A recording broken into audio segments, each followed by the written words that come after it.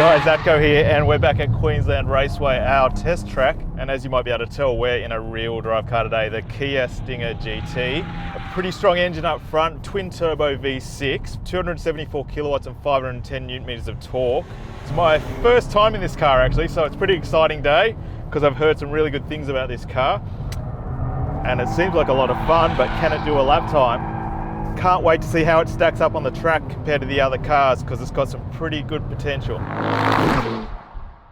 All right, let's talk about driving position and the cockpit. Initial impressions are pretty good. The seat at first felt a bit lazy, but as soon as I put it in sport mode, the side bolsters came in and hugged me a lot tighter, and it actually feels really good, really supportive without being a crazy deep bucket seat. So for everyday driving, great. Visibility is awesome. It actually feels like you're in a much smaller car than the Kia actually is. So perspective wise, you're right on top of the car. You can really attack, and you can feel like you can place the car exactly where you want it, which is pretty critical on the track. Coming inside, the steering wheel, good size and shape, love the flat bottom. I would have liked an Alcantara finish just for a bit more grip and sweaty palms, just to take that away, but apart from that, really good effort there. Paddle shift, but it is an 8-speed auto, so I will use the paddle shifts, but I'll be interested to see whether it stays in gear or actually you have to use it like a proper manual. Apart from that, I can't really complain about the interior. It all stacks up and looks pretty good. All right, so let's talk powertrain. Generally, I'm pretty impressed. Like the engines just seems always there. I can pick up the throttle nicely, and if anything, it's more a game of traction control with my foot, so I can't get completely on it. There's more than enough torque, 510 newton meters, and the power 274 kilowatts.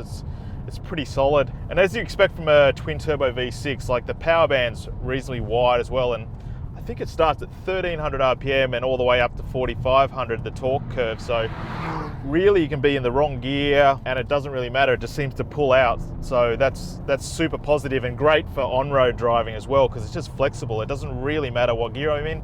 I get on the throttle and she goes. So that's great. Transmission feels all right. The differential's working. I've had a few slides already, and it seems pretty reactive to my requests, which is always nice. Sometimes you can pull a paddle and nothing happens, but here it seems pretty reactive. Good upshifts, so no complaints there at all. I did the 0 to 100 time. I got 5.2. I just gave it a couple of cracks, and that's not far off the claim 4.9. We've got a full tank of fuel. It's not really a focus today, and the fact that I'm in within a couple of tenths is pretty impressive. And the way the launch control system works is super easy. Put it in sport mode, traction control off the brake pedal, and bang, a 5-second 0 to 100. So that's pretty impressive, especially in a rear-wheel drive car. It's always hard to get the traction down, and it had no issue at all. It really controlled it well. So now let's talk about handling, and this is going to be the critical part to a lap time. Suspension feels pretty good, but maybe just a touch firm in certain areas. Steering is good. The cool thing is, okay, I've got a bit of understeer there, but I can also make it oversteer. So the chassis seems nicely balanced. I can control it, go in with a bit of understeer, a bit of throttle, and slide out of it, no problem. So for me, the chassis is feeling really good. I think the tyres hurt it a little bit. They're just the standard Michelin Pilot 4s, not the S versions, which are a bit better, and obviously the Cup 2s, which would be amazing. So it's a good compromise tyre. It's not going to be amazing on the track, but generally they feel okay.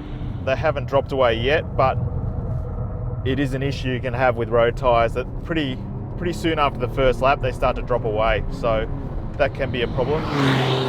Finally, the brake pedal feels decent, but there is just a little bit of lack of control there. A couple of times I had it go firm on me, and a couple other times not. And the problem with that is the inconsistency. Just is hard to fully commit on the track, not knowing how it's going to react.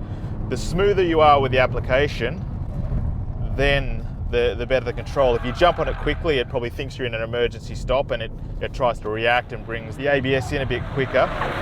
All right, so now let's get a hot lap started. I've messed around with the settings and tried a few different things. For me, the best setting is basically sports mode, differential, engine, suspension, everything in sport, traction control off and ESC off. The only thing with that is that you've got to really watch the throttle pedal. I've got to really manage the power going into the straight. But if I can do that well, I think I can do a pretty good lap time.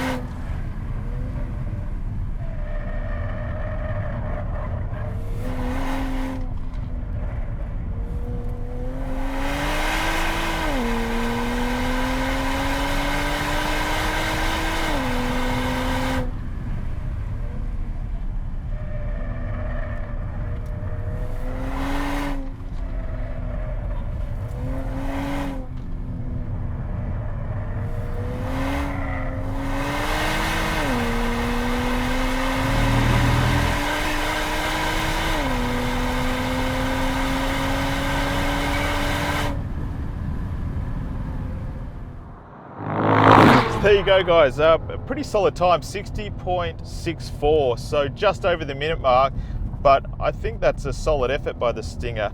It puts us just between the Audi S4 and the Lexus LC500. But for me, the real comparison is with the RCF Lexus, which did a pretty good time at 59.3. The difference is just 1.3 seconds and under half the price, so pretty solid job by the Stinger. For me, what blew me away with this car was not the engine or the rear-wheel drive or all that. I was amazed by the chassis. This thing handles well, and I didn't expect that coming to the track. It's more of a touring car, but it's great to have that information for you guys. It is unbelievable. You can make it understeer, you can make it oversteer, you can do what you basically want with it, and for a driver, that's all part of the fun. So I hope you guys enjoyed this video as much as I did. If you did, hit the like button and don't forget to subscribe to the channel. Plenty more content to come, and we'll catch you guys again soon.